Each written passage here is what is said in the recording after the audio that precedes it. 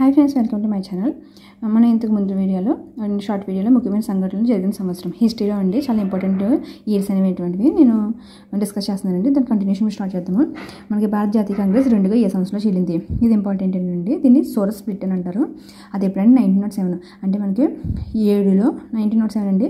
7 కాంగ్రెస్ రెండుగా విడిపోయిందని గుర్తుంచుకోండి. ఏ సంవత్సరంలో భారత చైనా ప్రధానమంత్రులు పంచశీల పత్రంపై సంతకాలు పెట్టారు? ఇది కూడా ఇంపార్టెంట్ అండి. ఇది ఎప్పుడంటే 1954లో అండి. 1954లో భారత చైనా ప్రధానమంత్రులు పంచశీల పత్రంపై సంతకాలు పెట్టారు. నెక్స్ట్ ఏంటంటే ఇండో చైనా యుద్ధం ఏ సంవత్సరంలో జరిగింది? నాకు 1962లో జరిగిందండి. ఇండో చైనా యుద్ధం అనేటువంటి ఏ సంవత్సరంలో జరిగింది? 1962లో జరిగింది అనమాట. మాదన్న మరియు అక్కన్నలు గోల్కొండ విధుల్లో ఏ సంవత్సరంలో హత్య చేయబడ్డారు? 1686లో హత్య చేయబడ్డారండి. ఇది మనకి ఏపీ హిస్టరీలో కుతుబ్ షాహీ అనేటువంటి టాపిక్లో చదువుతామండి. ఇది శ్రీకృష్ణదేవి ఆంధ్ర భాషా నిలయం హైదరాబాద్లో ఎప్పుడు స్థాపించారు?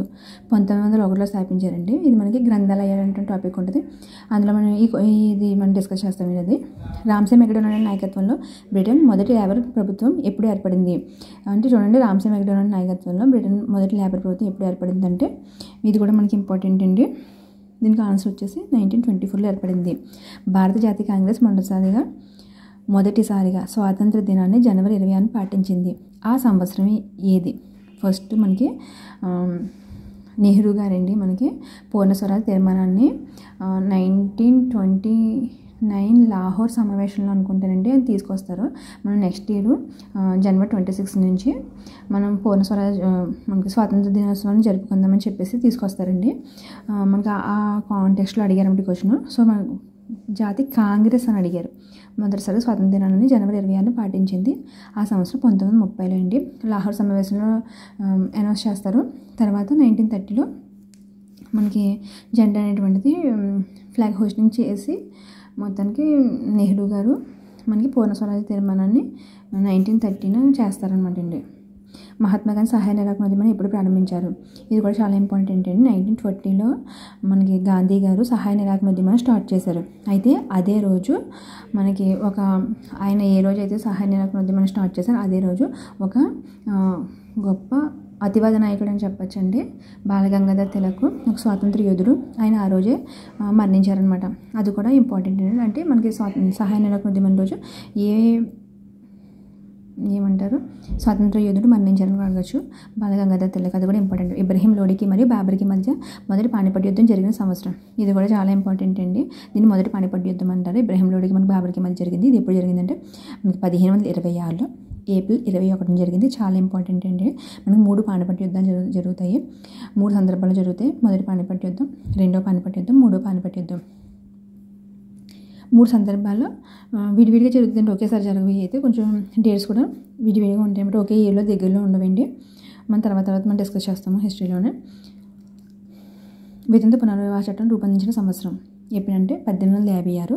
మనకి ఈశ్వర్ చంద్ర విద్యాసాగర్ ఈయన వల్లే మనకి ఈ వితంతు పునర్వివాహ చట్టం అనేటువంటిది రూపొందించారండి. అప్పుడు ఆయన కృషి వల్ల రూపొందించారనమాట బ్రిటిష్ వారు.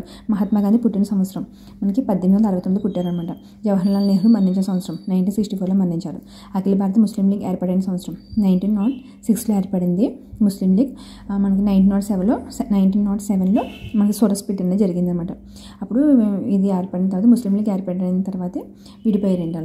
ఖిలాఫత్ ఉద్యమం ప్రారంభమైన సంవత్సరం మనకి ఇది చాలా ఇంపార్టెంట్. 1990లో ప్రారంభమైంది. ఏ సంవత్సరంలో డానిష్ ఈస్ట్ ఇండియా కంపెనీ ప్రారంభమైంది? ఎప్పుడంటే మనకి డానిష్ ఈస్ట్ ఇండియా కంపెనీ 1616లో ఏర్పడిందండి. మోహన్ దాస్ కరమ్చంద్ గాంధీ దక్షిణాఫ్రికా నుండి భారతదేశానికి ఎప్పుడు తిరిగి వచ్చారు? ఇది కూడా మనకు చాలా ఇంపార్టెంట్ అండి.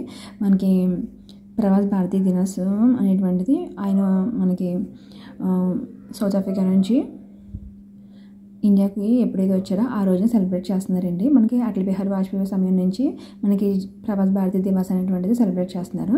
అప్పుడు ఎవ్రీ ఇయర్ సెలబ్రేట్ చేసేవారండి. మనకి ప్రజెంట్ అయితే 2 years ఒకసారి మనకి సెలబ్రేట్ చేస్తున్నారండి. జనవరి 9, 1915లో వచ్చారు.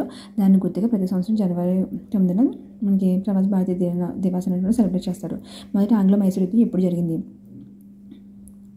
1600 ఏర్పడినటువంటి ఇంగ్లీష్ ఈస్ట్ ఇండియా కంపెనీ వారు మనకి చాలా ఐరోపా ఖండం నుంచి చాలామంది మన భారతదేశానికి వచ్చారు. కానీ అందరిలో ప్రముఖులు ఎవరంటే ఆంగ్లేయులు. వీళ్ళే మన మొత్తం హ్యాండ్ ఓవర్ చేసుకుని మన ప్రాంతాన్ని అంతా కూడా, భారతదేశాన్ని అంతా కూడా వాళ్ళ హ్యాండ్ ఓవర్లో పెట్టుకుని మనం చాలా ప్రభావాలకు గురి చేశారు కదండి, మన అందరికీ తెలిసిందే కదా.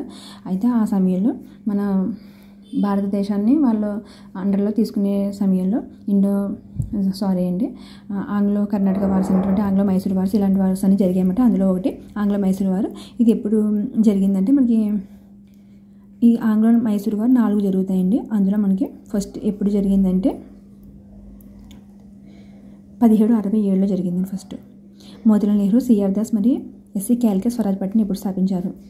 మనకి సహాయ నిరాకరణోద్యమం అనేటువంటిది ఒక హింసాకాండ జరగడం వల్ల గాంధీ గారు మధ్యలో ఆపేశారు దాన్ని. అయితే ఆ తర్వాత దానికి ఫీల్ అయ్యి మోతీలాల్ నెహ్రూ, సిఆర్ దాస్ మరియు ఎస్సీ క్యాల్కర్ స్వరాజ్ పార్టీని స్థాపించారన్నమాట. జనవరి 1, 1923 స్థాపించారండి. ఇండియాలో ఖిలాఫత్ ఉద్యమం జరిగిన సంవత్సరం. ఖిలాఫత్ ఉద్యమం అంటే 1919, కానీ ఇక్కడ ఆప్షన్లో 1919 లేదు కాబట్టి 1920 అంటే ఆ సమయంలో జరిగింది కాబట్టి ఇది ఆన్సర్ అండి.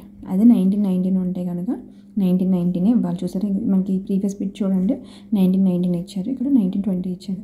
విదేశీ వస్తువుల బహిష్కరణను ప్రకటిస్తూ స్వదేశీ ఉద్యమాన్ని మొదలుపెట్టిన సంవత్సరం. మనకి స్వదేశీ ఉద్యమం యాక్చువల్లీ 1904 వస్తే 1904 పెట్టాలండి. స్వదేశీ ఉద్యమం, వందే మాతర ఉద్యమం 1905. బట్ ఇక్కడ మనకు 1904 లేదు కాబట్టి 1905 పెట్టాలి. ఒకవేళ 1904 వస్తే అది పెట్టాలి.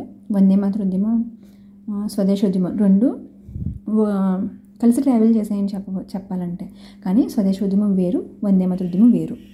1905 అండి దీనికి ఆన్సర్ అయితే. వాస్కో డి గామా భారతదేశం సముద్ర మార్గం కనుగొన్న సంవత్సరం. వెరీ ఇంపార్టెంట్ అండి, చాలా ఎగ్జామ్స్లో మనకు వచ్చింది ఇదైతే.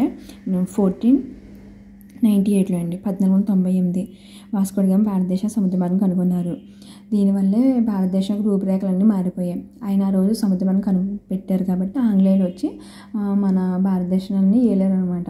చాలా ఇంపార్టెంట్, చరిత్రలో చాలా ముఖ్యమైన సంఘటన అనమాట భారతదేశం సముద్ర మార్గం కనుగొన్న సంవత్సరం. నెక్స్ట్ షార్ట్లో మళ్ళీ వీడియోలో కలుద్దామండి.